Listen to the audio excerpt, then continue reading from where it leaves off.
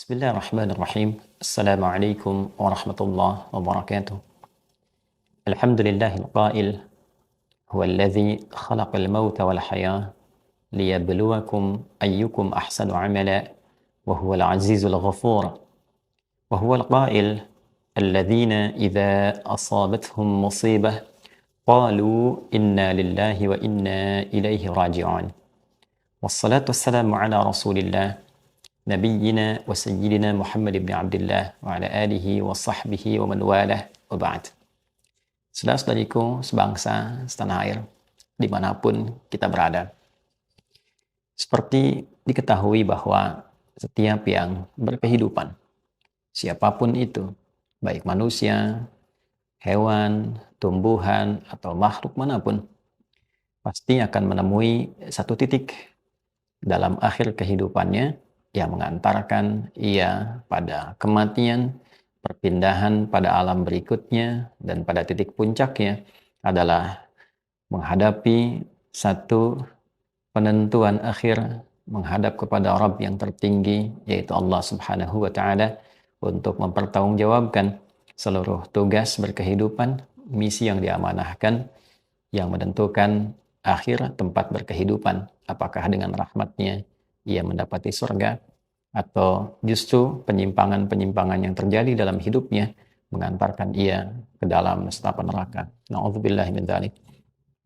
Dalam konteks ini, Allah Subhanahu wa Ta'ala memberikan pelajaran besar kepada kita, seperti disampaikan dalam Al-Quran surah Al-Mulk di ayat kedua itu, bahwa huwallazi khalaqal mauta wal hayah, dialah Allah yang mencipta kematian juga kehidupan, liyabluwakum ayyukum ahsanu amala. Tujuan semua itu untuk menguji kita, belajar dari kematian seseorang, bahkan juga belajar dari matinya hewan, matinya tumbuhan, matinya benda-benda bernyawa, makhluk yang bernyawa, juga kehidupan yang dialami oleh seseorang, kehidupan yang dialami oleh makhluk lainnya. Liyabluwakum ayyukum ahsanu amala. Untuk belajar dari semua itu, bagaimana kita menyiapkan bekal-bekal terbaik sebelum kita kembali kepada Allah Subhanahu wa Ta'ala. Saudara-saudariku, kita ketahui bersama banyak berita yang sangat mudah untuk diakses dan beredar di sekitaran kita, bahwa seorang pemimpin dari kalangan penjuang di masa kini yang berasal dari Palestina, yang dengan selalu gigih luar biasa mempertahankan kedaulatan negerinya, kehormatan Al-Quds, penjagaan terhadap Masjid Al-Aqsa, dan seluruh detik nafas kehidupannya didedikasikan untuk berjuang guna mendapatkan ridha Allah Subhanahu wa Ta'ala. Dialah Ismail Haniyeh yang syahid dalam satu misi yang suci, misi yang utama dalam rangka menjaga bukan hanya kedaulatan negerinya, tapi ia berupaya untuk beribadah, mempertahankan nilai kemuliaan Al-Quds Syarif dan juga Masjidil Aqsa dalam seluruh etapa kehidupannya. Bahkan yang paling menarik, ia juga membersamai sebagian atau bisa dikatakan hampir seluruh anggota keluarganya yang telah mendahului beliau syahid menghadap Allah Subhanahu wa Ta'ala.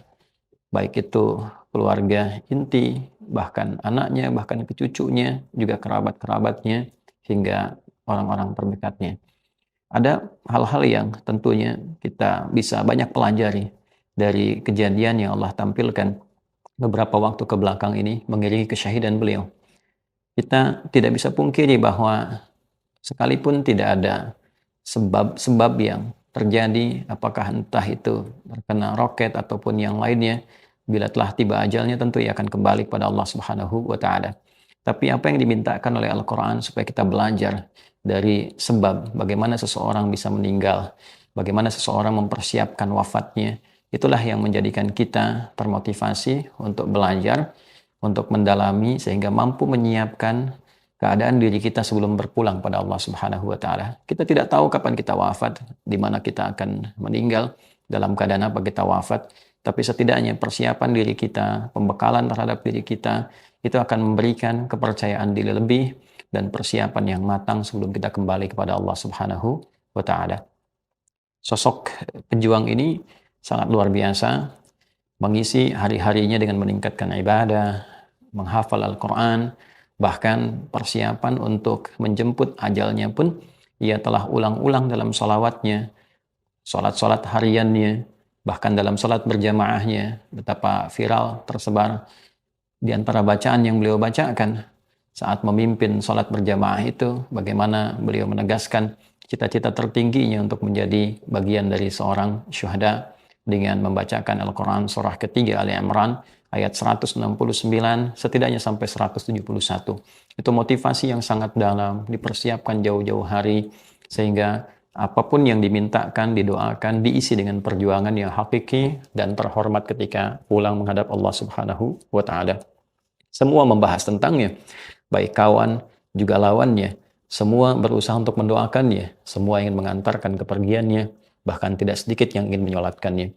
Untuk itu, teman-teman sekalian, dalam hal ini yang perlu dipertanyakan pada kita semua, saat orang-orang baik ditampakkan oleh Allah Subhanahu wa taala, menyiapkan dirinya, mengisi hari-hari di dunianya dengan menyadari tugas kehidupannya, amanah yang dititipkan kepadanya untuk mencari bekal pulang menghadap Allah, maka siapa kita yang sampai saat ini kadang masih berlomba mencari popularitas, berlomba mencari kedudukan, berlomba memperbanyak harta tanpa kita sadar untuk menjadikan perlombaan itu guna meningkatkan ibadah kepada Allah Subhanahu wa taala. Siapakah di antara kita yang berlomba mendapatkan kedudukan untuk menjadikan kedudukan itu sebagai perantara membangun kemaslahatan, melayani banyak orang dalam rangka ibadah kepada Allah Subhanahu wa taala? Siapakah di antara kita yang berlomba mengumpulkan harta untuk bisa berzakat, berinfak, berderma dalam rangka ibadah kepada Allah Subhanahu wa taala? Siapakah di antara kita yang mengumpulkan pengetahuan untuk mengajarkannya kembali sehingga bermanfaat dan mendapatkan ridha Allah Subhanahu wa taala? Sungguh pelajaran besar dari seorang sosok Ismail Haniyeh. Selesai tugasnya, ia kembali kepada Allah dalam keadaan yang sangat terhormat, dalam keadaan yang sangat mulia, dan dalam keadaan menyatukan seluruh faksi dan elemen di Palestina untuk bersatu mencapai kemerdekaan yang didambakan, menjaga Al-Aqsa dengan penuh kemuliaan, dan memberikan motivasi yang kuat setidaknya untuk seluruh muslim di dunia ini, bagaimana menyiapkan cara pulang yang baik untuk kembali kepada Allah dalam kemuliaan. Ish karimah au mutsyahidan, hidup dalam keadaan yang terhormat dan wafat dalam keadaan yang dimuliakan.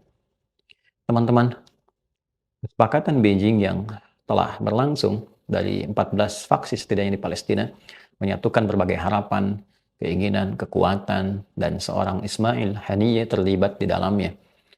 Banyak tinjauan orang bicara tentang politika, tentang aspek geostrategis atau lain-lainnya, tapi pelajaran terbesar bagi kita, sekali lagi, setidaknya bagi seorang muslim, bagaimana menjadikan sisa hidup kita untuk berjuang menebar kemuliaan, kebaikan, persatuan, dan menjadikan itu sebagai ibadah kepada Allah Subhanahu wa taala.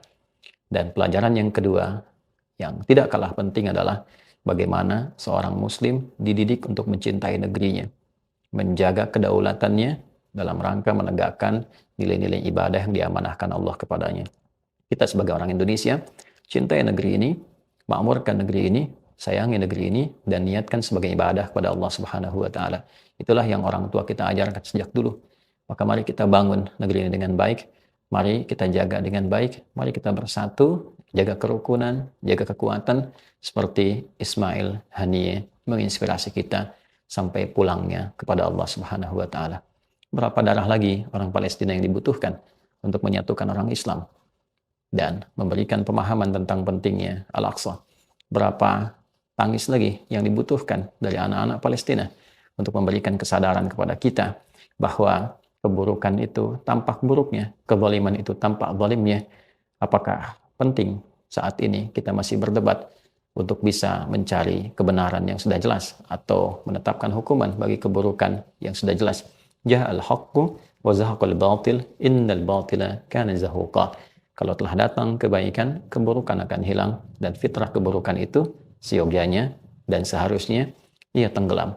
Untuk itu, pelajaran yang terakhir, yang paling besar untuk kita semua, berubahlah menjadi lebih baik, berupaya meninggalkan yang salah untuk menjadi lebih saleh, dan semoga Allah meridai kita semua dalam kebaikan. selamat jalan Ismail Haniyeh, pemimpin para pejuang di era kini.